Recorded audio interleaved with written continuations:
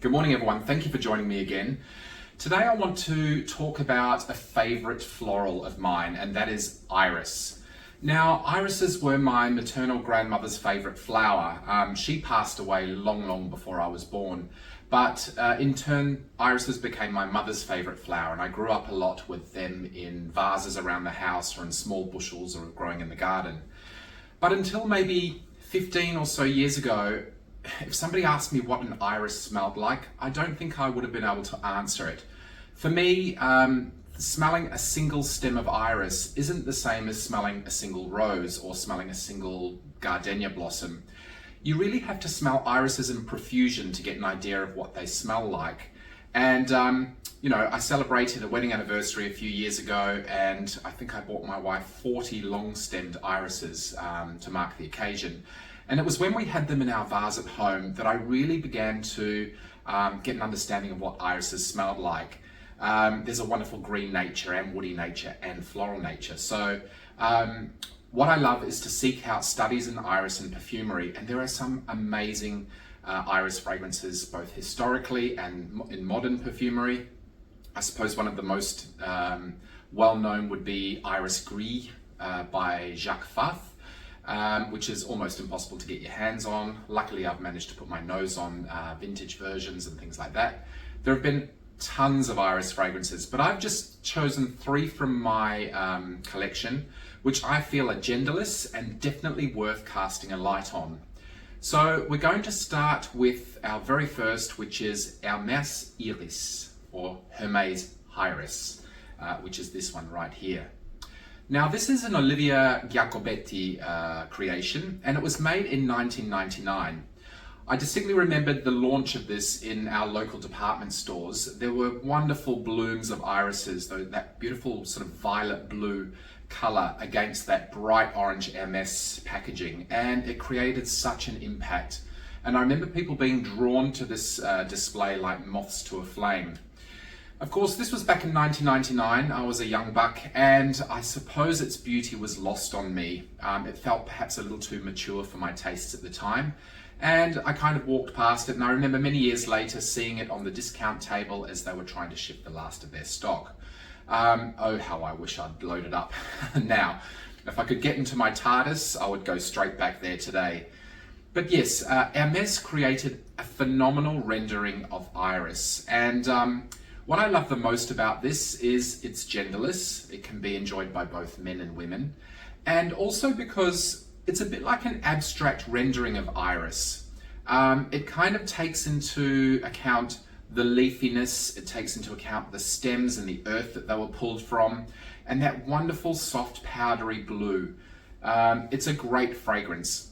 It has iris, coriander, carnation, cedar in the composition, but there's also neroli and honey that underpins it.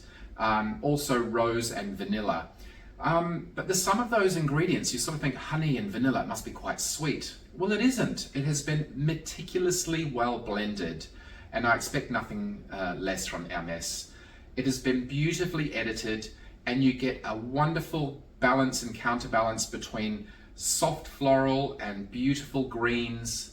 In some ways it feels conventional, and other ways it feels very youthful. So there's a wonderful kind of juxtaposition of styles, and for that reason I feel it can be worn anytime. It's a great scent to spritz in spring, summer, during the daytime, but it's also nice to wear close to your skin going out on a date night or something like that. I think as far as irises are concerned in perfumery, few come close to the noble feeling of Hermès Iris. It is certainly in a class of its own, and yes, you can still find it in various iterations today. The blue bottle is the original with the sort of slightly rose gold silver brushed cap.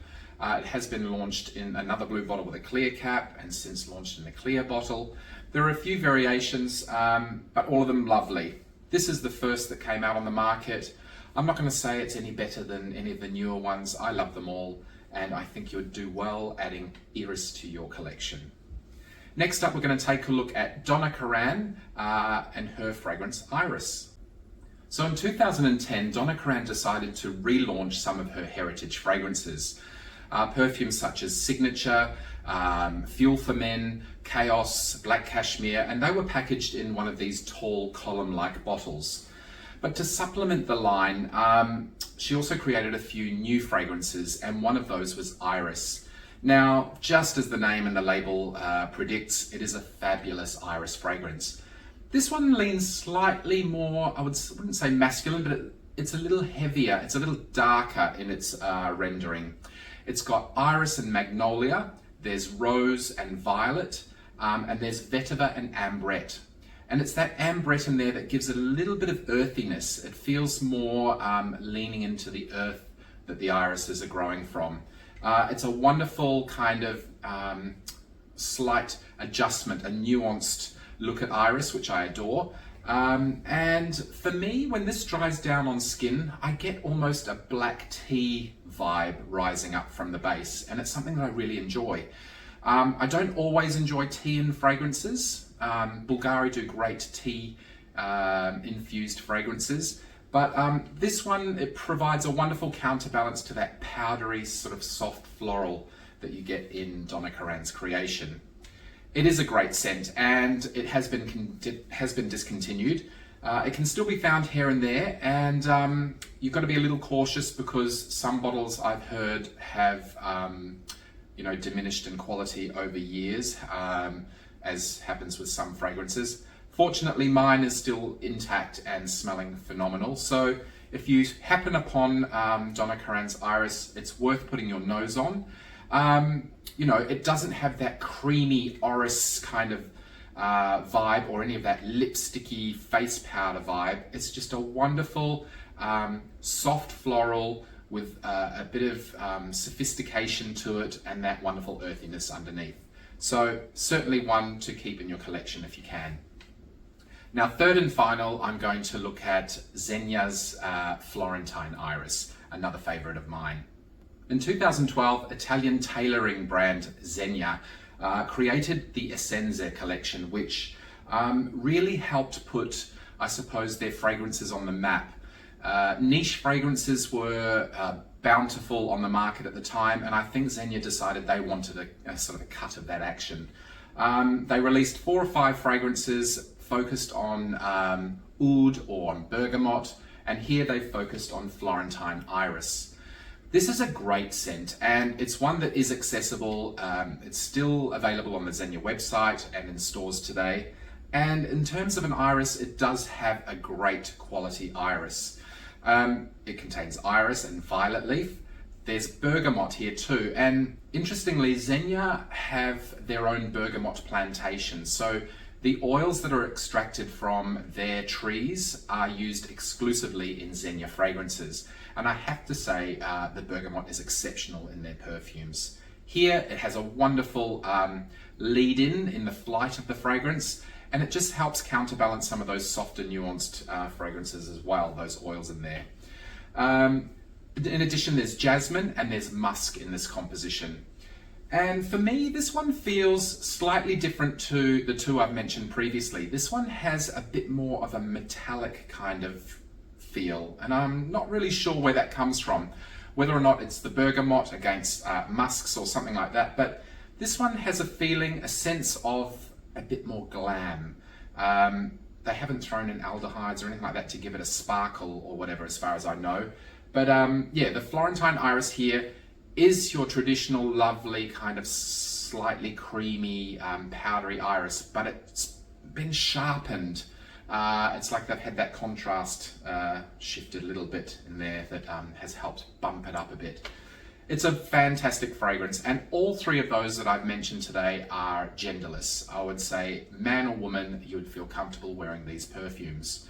I am a big fan of Iris, and I'm excited to check out some of the new ones that are on the market. There's a new Iris by Santa Maria Novella, which I'm desperate to put my nose on, and a few others, of course.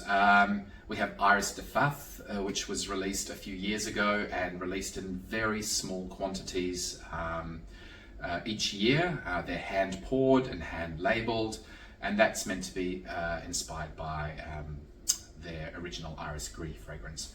So if you're a fan of Iris like I am, leave me a comment below and tell me which are your favorite Iris infused fragrances. There are a lot out there and I love exploring them. So leave a comment below and hit subscribe or share if you like the content, and I'll be back very soon to talk about another. Take care.